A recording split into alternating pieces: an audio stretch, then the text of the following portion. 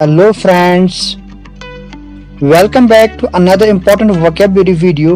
Let us discuss some trending words related to Russia-Ukraine war. The first word is blackouts, meaning a period of darkness, जिसका मतलब होता है पूरी तरह से अंधेरा छा जाना. एग्जाम्पल हमारे पास है एक न्यूज़पेपर से. Russian strikers cause blackouts in much of Ukraine. More flee Kherson.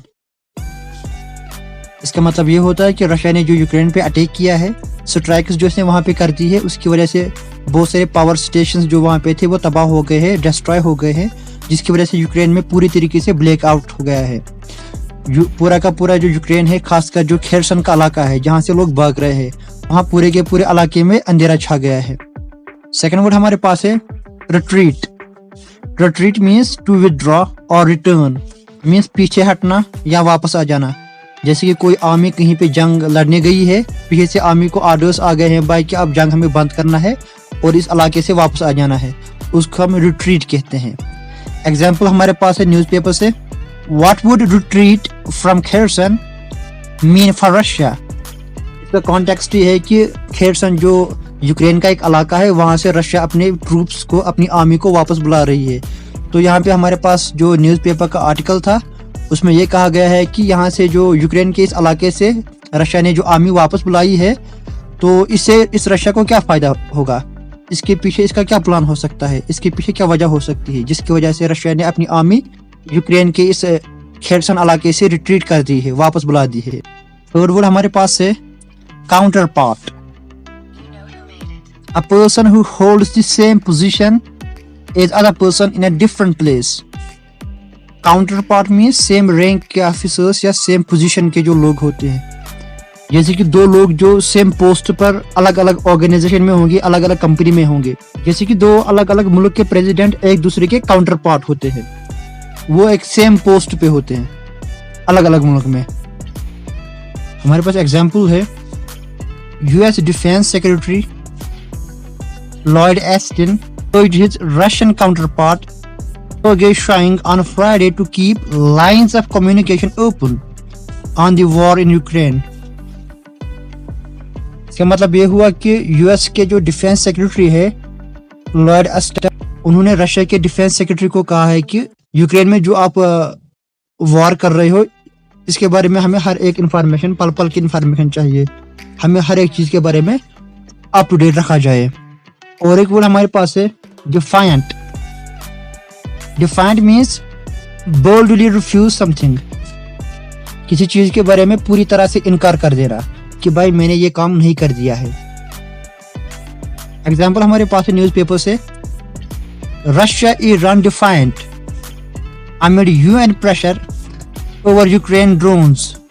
UN को ऐसा लग रहा है रशिया ने और ईरान ने रशिया का सपोर्ट करके यूक्रेन के वार में ड्रोन्स का इस्तेमाल कर दिया है, ड्रोन अटैक्स का इस्तेमाल कर दिया है. लेकिन रशिया और ईरान जो है वो इस रिस्पॉन्सिबिलिटी को मानते ही नहीं है, वो इससे मुकर गए हैं, वो इनकार कर रहे हैं कि भाई हमने ऐसा कुछ किया ही नहीं है, हमने कोई ड्रोन्स का इस्तेमाल नहीं किया है. Catastrophe. Catastrophe means a sudden disaster that causes great damage और सफरिंग्स. मीन्स अचानक से ऐसी बहुत बड़ी कोई आफत आ जाना जिसकी वजह से बहुत बड़ा नुकसान हो जाए. एग्जाम्पल हमारे पास है Ukraine prime minister said that Russia has plunged Ukraine into a humanitarian catastrophe bye attacking it's energy infrastructure. इसका मतलब ये होता है कि रशिया ने जो यूक्रेन पे अटैक किया है, वहाँ यूक्रेन को बहुत ज्यादा नुकसान हो गया है, बहुत बड़ी तबाही की तरफ रशिया ने यूक्रेन को धकेल दिया है. Solidarity. It means to emotionally support or stand by someone going through some kind of sufferings.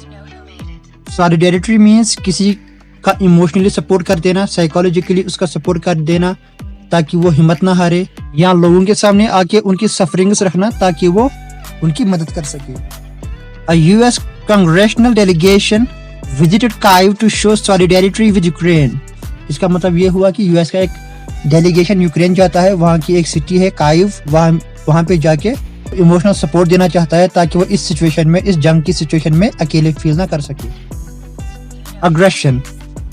Aggression means angry behavior that triggers an attack on someone without any reason.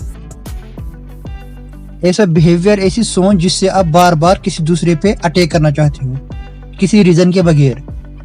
Russia's aggression against Ukraine is a threat to the very foundation of the international order.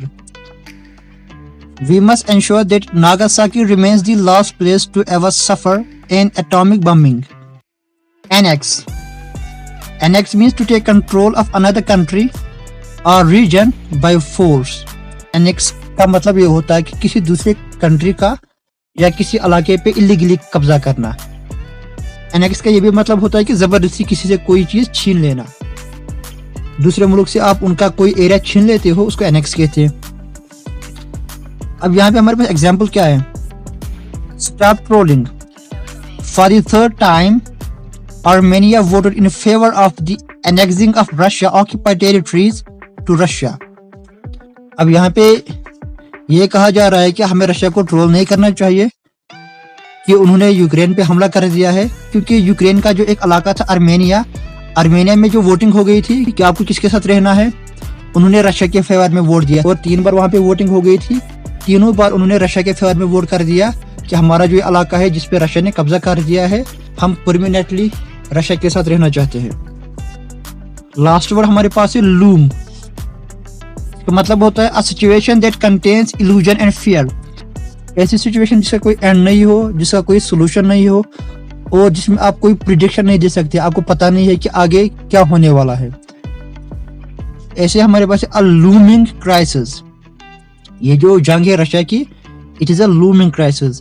ये ऐसी जंग है जिसके बारे में कोई कुछ नहीं कह सकता, कोई ये प्रिडिक्ट नहीं कर सकता कि जंग कब खत्म हो जाएगी और इस यूक्रेन के साथ क्या होने वाला है.